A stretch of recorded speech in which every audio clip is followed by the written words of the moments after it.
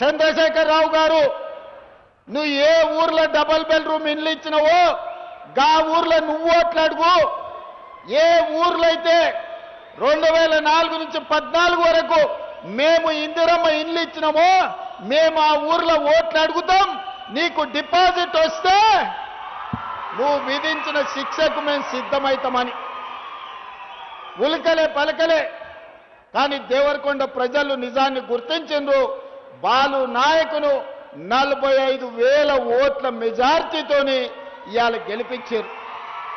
వాస్తవంగా ధనిక రాష్ట్రమైన తెలంగాణ ఆనాడు ప్రభుత్వంలో ఒకవేళ ఇందిరమ్మ ఇళ్ళే ఇచ్చుంటే 10 ఏళ్లలో 20 లక్షల ఇళ్ళు కట్టడానికి అవకాశం ఉండే. కానీ పేదవాళ్ల పట్ల ఆయనకి ఏమాత్రం ప్రేమ లేదు, పేదవాళ్ల పట్ల ఏమాత్రం అభిమానం లేదు. పేదవాడికి ఇందిరమ్మ ఇల్లు ఇయ్యలే, డబుల్ బెడ్రూమ్ ఇల్లు ఇయ్యలే. ఆయన మాత్రం 10 ఎకరాలలో 150 గదుల గడిని నిర్మించుకున్నాడు. 2,000 కోట్ల రూపాయలు ఖర్చు పెట్టుకున్నాడు ఆయన ఉండడానికి తప్ప పేదవాడికి 2 లక్షల రూపాయలు కూడా ఇందిరమ్మ ఇళ్ళకి ఇయ్యలే.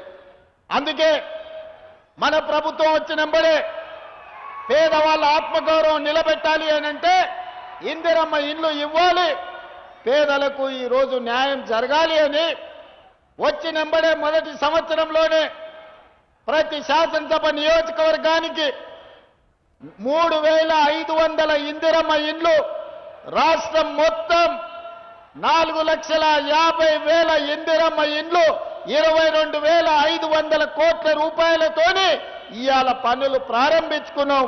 ప్రతి గ్రామాలలో దేవరకొండ లంబాడి తండాలలో ఈనాడు ఇందిరమ్మ ఇండ్లు కట్టుకుంటురా లేదా మా చదువుకున్న యువకుల్ని ఒక్కసారి ఆలోచన చేయమని నేను అడుగుతున్నా. నిజంగానే ఆ 10 ఏళ్ళు కాంగ్రెస్ అధికారంలో ఉండుంటే 20 లక్షల ఇందిరమ్మ ఇండ్లు కట్టేటోళ్ళం, 20 లక్షల పేదలు సొంత ఇంటి యజమానులు అయ్యేటోళ్ళు. 10 ఏళ్లలో జరిగిన తప్పును సరిదిద్ది మొన్నటికి మొన్న 2 ఏళ్ల కింద మన ప్రభుత్వం వచ్చింది కాబట్టే 4.5 లక్షల ఇండ్లు ఇవాళ పేదలకు ఇచ్చినాం. ఇదే కాదు, చెంచులున్న ప్రాంతంలో ఐటీడీఏ ప్రాంతంలో ఎక్కువ పేదవాళ్ళు ఉంటారు, గిరిజనులు ఉంటారని అదనంగా ఇంకొక 25,000 ఇండ్లు ఆ పేదలకు అదనంగా ఇవ్వడానికి ప్రత్యేకంగా జీవో ఇచ్చి గిరిజనులకు, ఆదివాసీలకు, చెంచులకు ఈనాడు ప్రత్యేకమైన ఇండ్లు ఇవ్వడం జరిగింది. ఎందుకంటే ఈ ప్రభుత్వమే పేదలది, ఈ ప్రభుత్వమే లంబడోళ్ళది, ఈ ప్రభుత్వమే ఆదివాసీలది. ఈ ప్రభుత్వం ఉన్నదే లంబాడి సోదరులకు ఎస్టీ రిజర్వేషన్లు ఇచ్చింది ఇందిరమ్మ.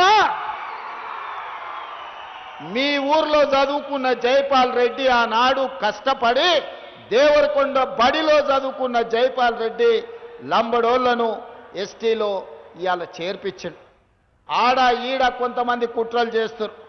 ఎవరెన్ని కుట్రలు చేసినా గిరిజనుల మధ్యలో పంచాయతీ తెంచి అందరు కలిసి ఉండేటట్టుగా ఈ ప్రభుత్వం ముందుకు తీసుకెళ్తుంది తప్ప ఒకరికి అన్యాయం చేసి ఇంకొకరిని ఏదో చెయ్యాలన్న ఆలోచన ఈరోజు మన ప్రభుత్వానికి లేదు.